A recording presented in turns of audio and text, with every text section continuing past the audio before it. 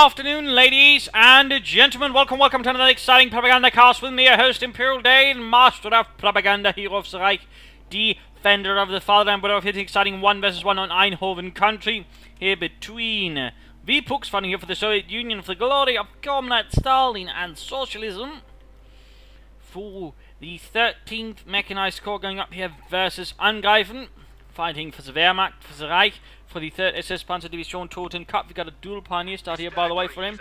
And we've got immediate choice of mechanized support for Vipuks, whereas Angreifen's got close air support, mechanized assault, and elite troops. Bolton's a bit of mix here with him of Grenadier, Panzer Grenadiers, anti-tank guns, whereas for Vipuks it's all infantry. Grenadiers are following up on the heels of the pioneers. We've got convoys there arriving for Vipuks. Moving through the forests.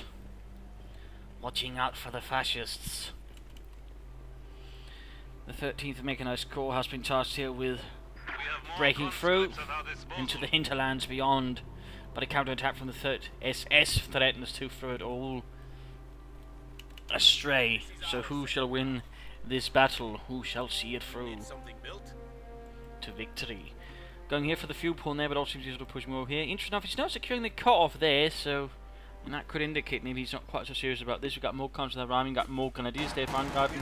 Got a quick back attempt there, barbed wire, but that was quickly halted there by the engineers, forcing the pioneers into some cover.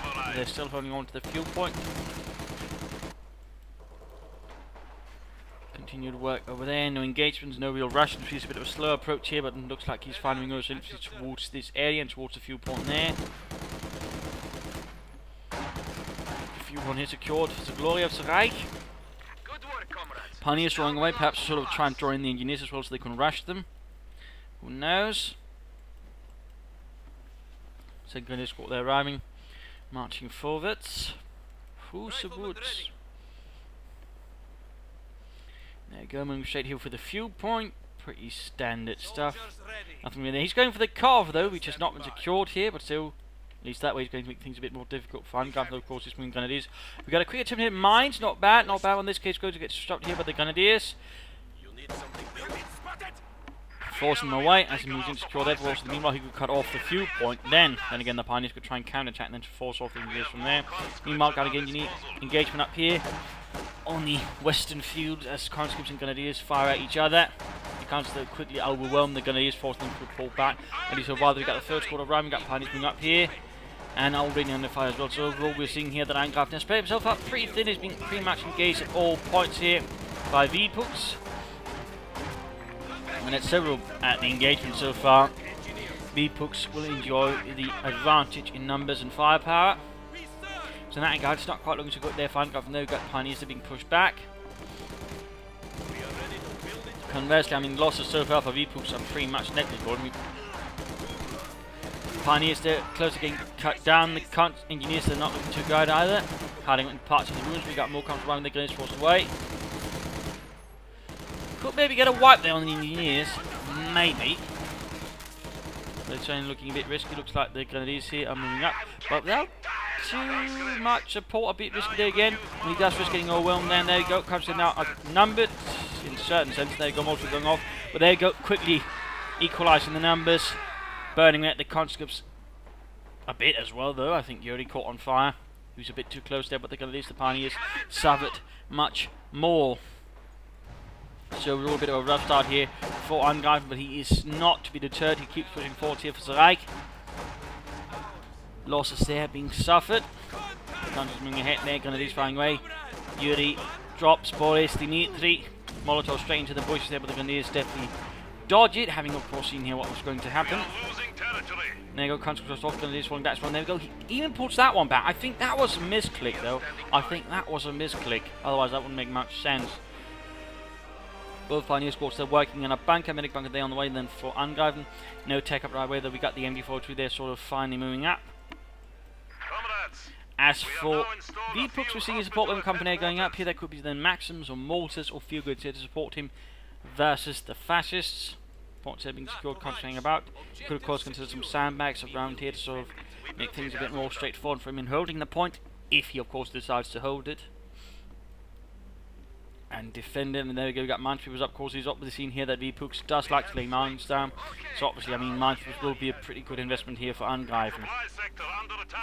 So good job there, Pioneers hanging out there together. That actually looks like they're splitting out a bit there. Meanwhile, taking back territory, MG42 I think could afford to set up.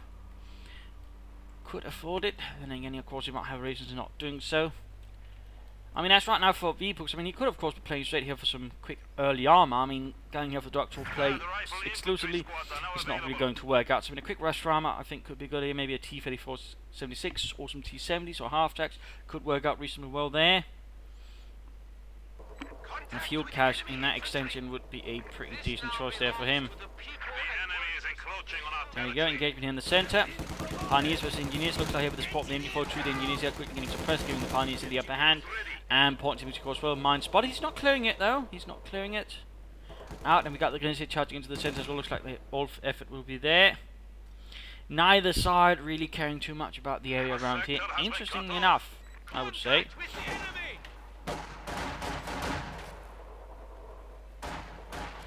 As they're pushed back by the larger number of conscripts. No tech. Oh, there we go. Tech up there for Angreifen.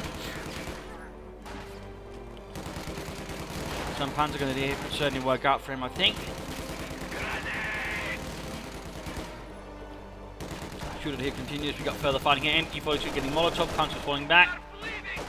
And Grenadiers caught in a pretty bad situation out in the middle of the field here with all those conscripts. They are inflicting some casualties, but ultimately. SS Grenadier, I think, falls back with Panzer Grenadier technically. There were SS Grenadier divisions, by the way, but they were pretty much all formed of volunteers, that is, non-German troops. You have orders? Usually from different countries the Germans had under their control. Enemy forces are capturing our supplies. Though, of course, that is not to say that there were non-Germans in the other. There were Panzer Grenadiers and such. In fact, increasingly, they rely a lot on the ethnic Germans from different parts of Eastern Europe. Any sort of fun development. Got Coach then getting the Grenadiers here though. And overall now we're seeing Angreifen really pushing back here. Vipuks actually gaining a lot of territory. Vipuks calling in guards to help himself. I mean, he does have the support of him coming up. He's not really using it. No Maxims, no mortars, no nothing here. Grenadiers quick to fall back again. Parting about there. We got some flamethrowers going off here, trying to cook off the S-mines. Not entirely sure that's how it works. But Vipuks seems convinced it is. Yes, they need to be. They work by sensing heat. You're an idiot, Boris, and now you're dead. Waiting for your command. Area secured. Going for the light to make a nice company. Oh, he has to see, but he's not really using it. I mean, he could in theory actually just rush ahead. They're going for the 30. It's a bit bold, but I mean, it could work out. It could work out. It is now under our And he's control. seeing several S-mines around here, sort of slowing down any advance there from Vipuks, and turn also catching off a few men here and there if he's not quite paying attention. So, nice little job there. We got elite troops here chosen for Angreifen, elite Truppen. Mortar on the way here for Angreifen, going for a rather heavier tier 1 then. 3 Grenadiers, 2 Pioneers, 1 MG42 and a mortar now. Quite a bit there. And we got a tank with 10 command going up here for Vipuks, so the armor is on the way there for the rations. And we are seeing here Angreifen is actually teching up. He is going for the tier 3, skipping tier 2. A bit rare to see at the moment, but it is certainly workable if you sort of handle the early game correctly and get sort of a nice mix of units. Then you can pull it off, though it certainly does have a few risks. And might require a few telemines here and there, just sort of quickly ward off any sort of armor rushes from your opponent. Got a bit of minor shootout here. Conscious though can to a certain extent easily walks up, then get over Molotov. They got troops reinforcing there, but there we go. Minefield goes off. MG42 joins in here. Almost got them, almost, but not quite. Almost. And we got a fuel cache going in for Angreifen, by the way. Good, good. That's going to help also offset the fact he had some problems controlling the fuel points. Definitely a good move there. Definitely a good move. Whereas conversely, I mean, note Vipuks really hasn't set up any fuel caches himself, but there we go, another large push down the left flank. Not really a lot there to sort of help the Grenadiers that are a bit on their own. He could, of course, try and pop a stun grenade, and then with this many troops, I mean, it's not really going to do enough there. Another Grenadier squad moving support. Martin wants to sort of set up cover. They're in the negative cover. They're going to be targeted. They're attempted. Gets off a good hit on the guardsman, leaving numerous on the dead in the underbrush. Meanwhile, further fighting over here, further explosions, further men getting horribly killed. Probably here with the aid of the Granatenwerfer. And there you go, we got the bomber co-op here for Angreifen. He could go for a quick Stug, a flak Panzer, he could try and play for a Panzer IV. And there you go, Mines moves finally went up for Vipuks. Vipuks, by the way, could right now go for a T-70, could try across for a half track and then upgrade to the AA half track with the Court Mount 50 calibers. That could work out pretty well versus all the infantry. Pioneers moving up there. Of course, question is ultimately what are they worrying their opponent might get, because both of them could of course just go for the Panzer IV and the T-34-76, feeling safest there.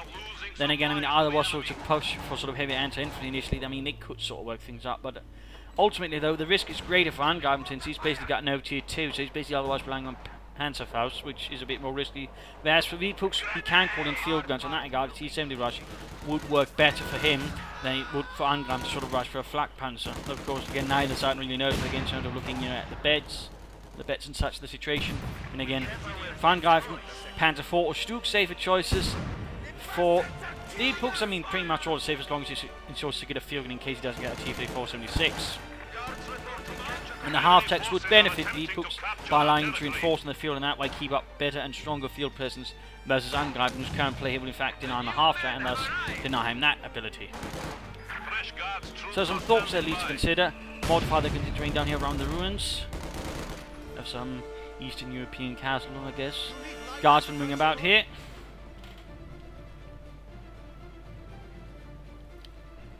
And we do see a T-34-76 arriving for Vipuks.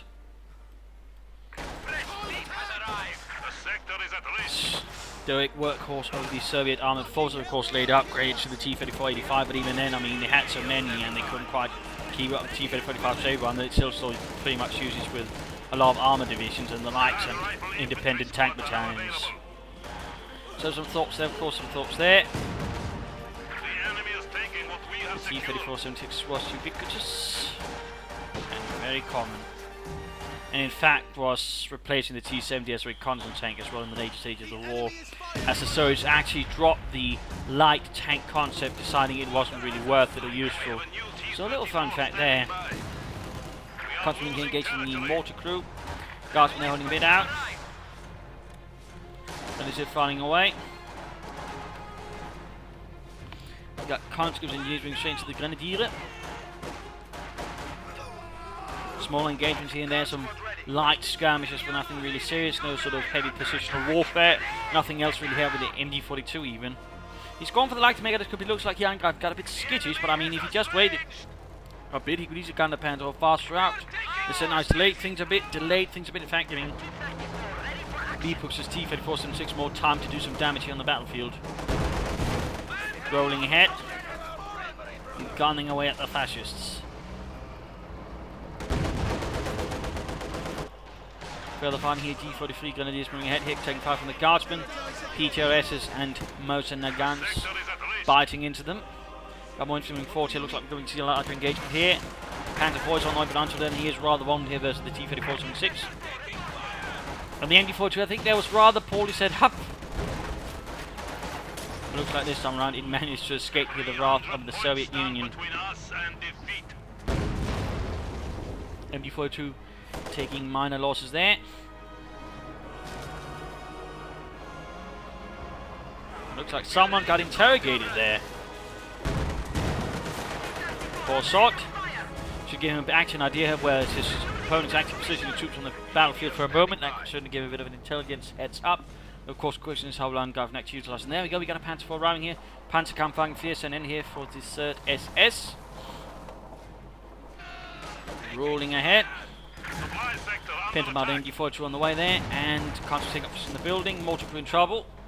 At the same time, pushing up pretty aggressively, going for the munitions that way, sort of trying to deny further munitions to Vipuks, and certainly Molotovs, grenades, and mines. Meanwhile, Guardsmen they're coming off of the Panzerkampf and trying to flank in from the other side. Might want to deal with the troops inside, left side. Aggressive pushing there from the Russians, undeterred by anything.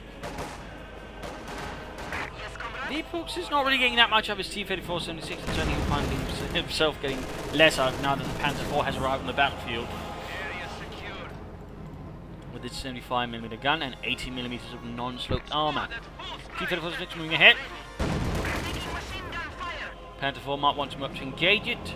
Right now, a field gun might be an idea for Vipuks, of course, just saying a bit more for another T-34. Then again, he might, of course, now already be saying himself sort of mentally towards going for an ISU. In which case, he should consider fuel cache or two to sort of help speed it up a bit.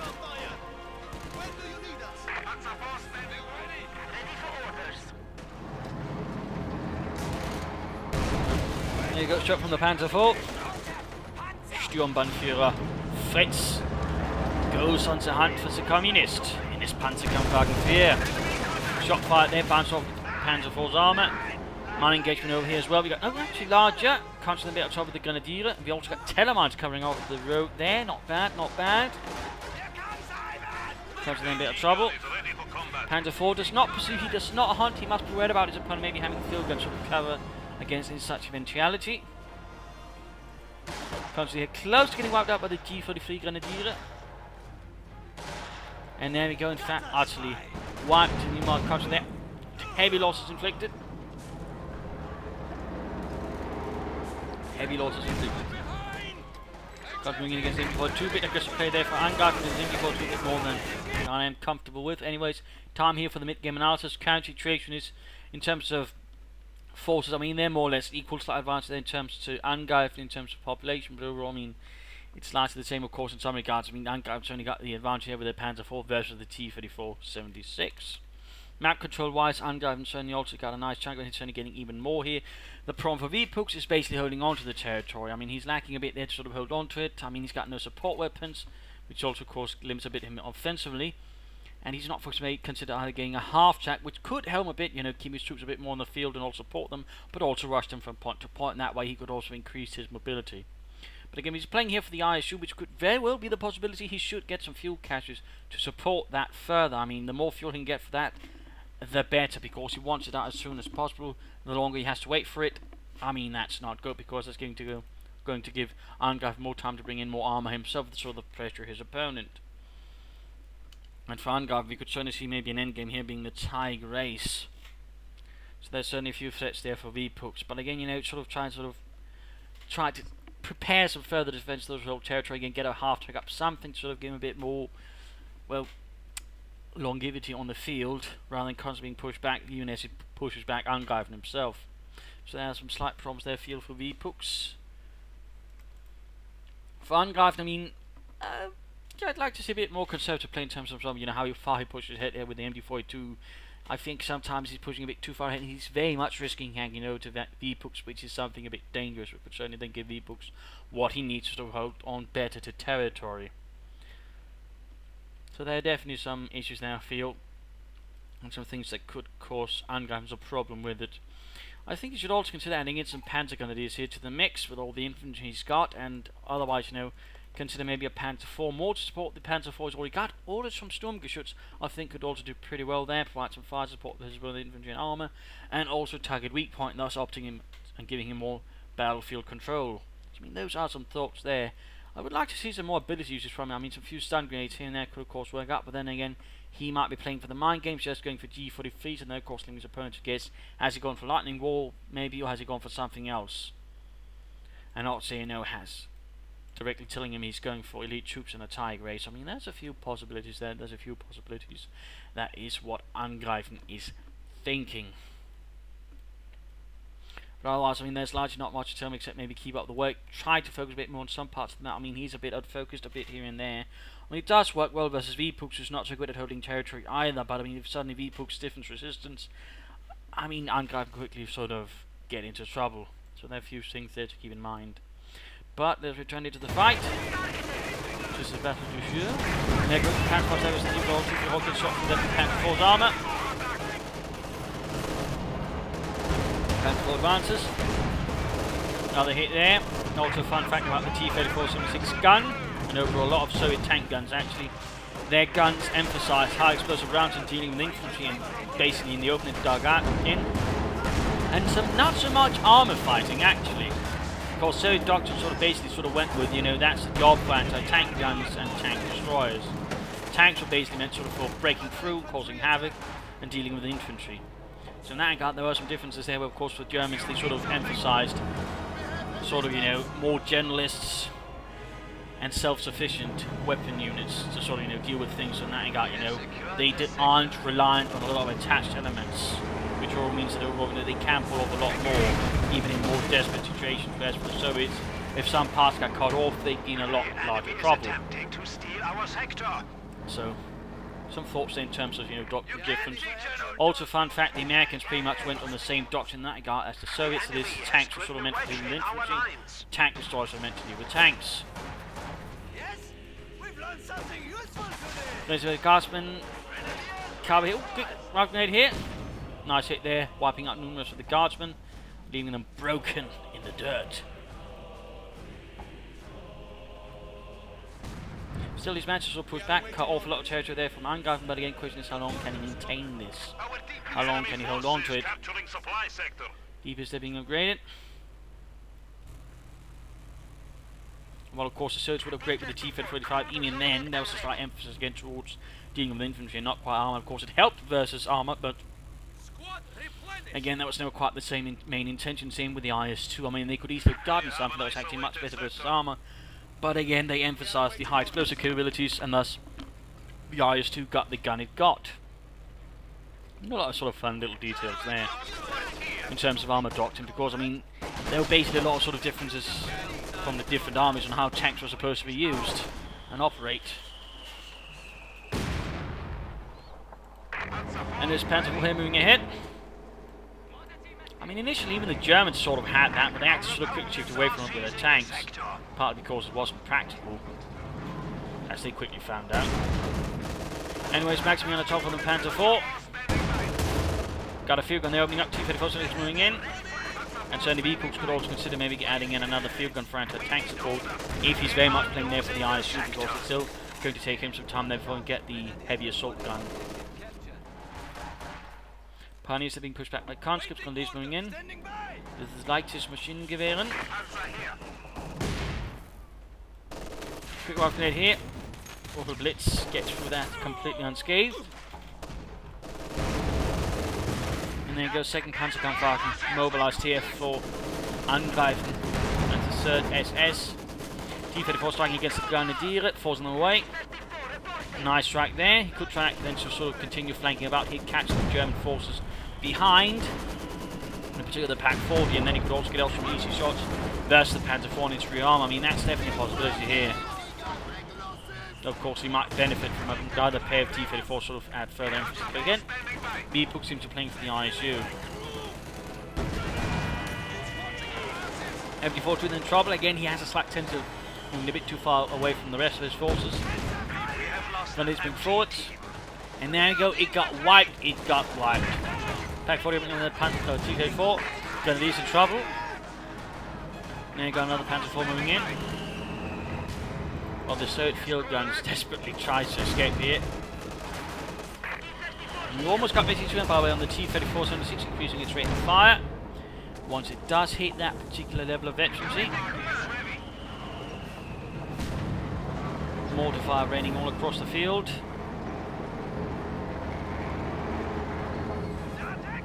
Sturmbannführer Fritz linking up with the second Panzerkampfwagen. And T-3476 there opening up. Veterancy 2, and there we go. Increasing its rate of fire, thus making overall more lethal. As they're taking losses. Got a large important in their field gun, needs some up. He really should consider getting another field gun. Then again, he might just now be just focusing everything on getting that ISU as quickly as possible. And the tank round shot's going off the T-34 moving in. Panzer IV almost veteran to itself, almost. Just a sliver of experience to go. Field gun firing rate barely hits. Misses. And there we go, veteran 2 for the Panzerkampfwagen. 4 adding in Schürzen, which were, by the way, primarily intended to dealing with anti-tank rifle shots, which were quite a nuisance to the sides of the Panzers. So, little fun fact there.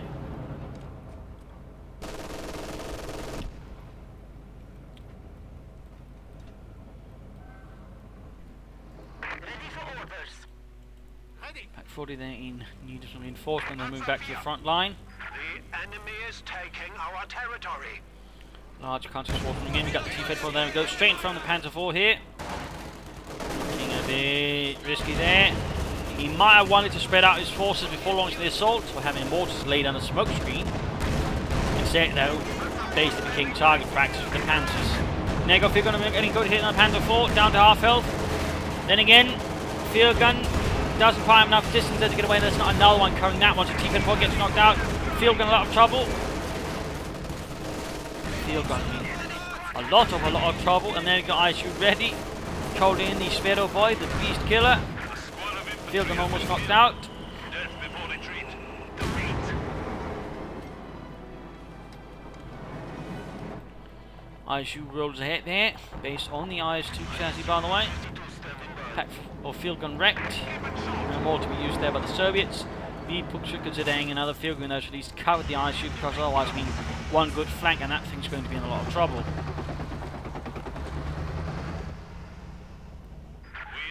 Both Panzer forces there waiting for some repairs. We could, by the way, pull them all the way back to the base and use troop training on them to, for example, help this one get to veteran free, and the other one, you know, veterans who want to close to veteran too. Now the MG42 being mobilized for Angreifen. What they're being secured. And there you go, Duska being added on top. Go. And guards under fire here. Need to be careful the ISU. Ooh, switching back to armor piercing. Panzer IV takes a nasty hit there. Almost knocked out. Almost. We got the Pack 40 here as well, but it's rather close. Nice smoke screen there, covering the retreat of the Panzers. Needs to get moving. And there we go. Armor piercing round shatters the Panzer IV. German steel, nothing towards a 152mm armor piercing round. This is certainly big. Putting him up here, bit risky straight into the guardsman. Oh dear, that was bloody close right there for Angreifen. That could easily end up with a weapon there in the hands of Vipuks. Germans continue to pressure across the map though. And mortar firing there, and high explosive shell shatters the mortar crew entirely. Bad situation there for Angreifen. Still, he's looking reasonably strong. We're still seeing no anti-tank weapons there being added in further for Vipuks. Again, a field gun I think really should be added for him. The enemy is attempting to steal our sector. And before they're taking losses, Panzer ready to move ahead again, halfway to veterancy fleet. I really think he would have benefited from being back to the base and just training out a bit. Then again, he might just be saving up all his resources for the ace. So try and help this around.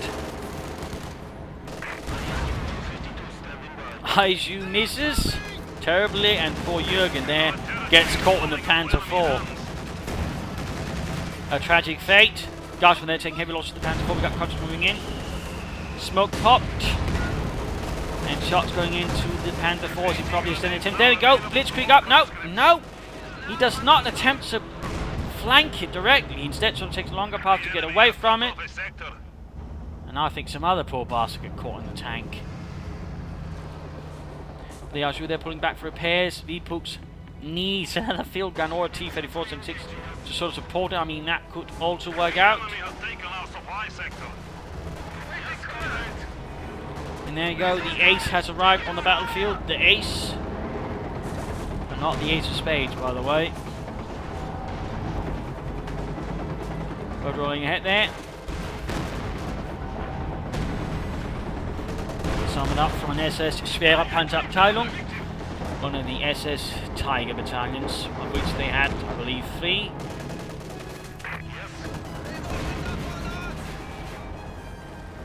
Little fun fact there. It was pretty much the only sort of heavy armour detachment the SS had, sort of of their own. There were no sort of SS Schwere Panzerjägerabteilungen or even SS Panzerjägerabteilungen. For that, they actually had to rely on the army. There was only Tiger battalions they were sort of really able to get for themselves. So, fun fact there. ISU rolling through the fields.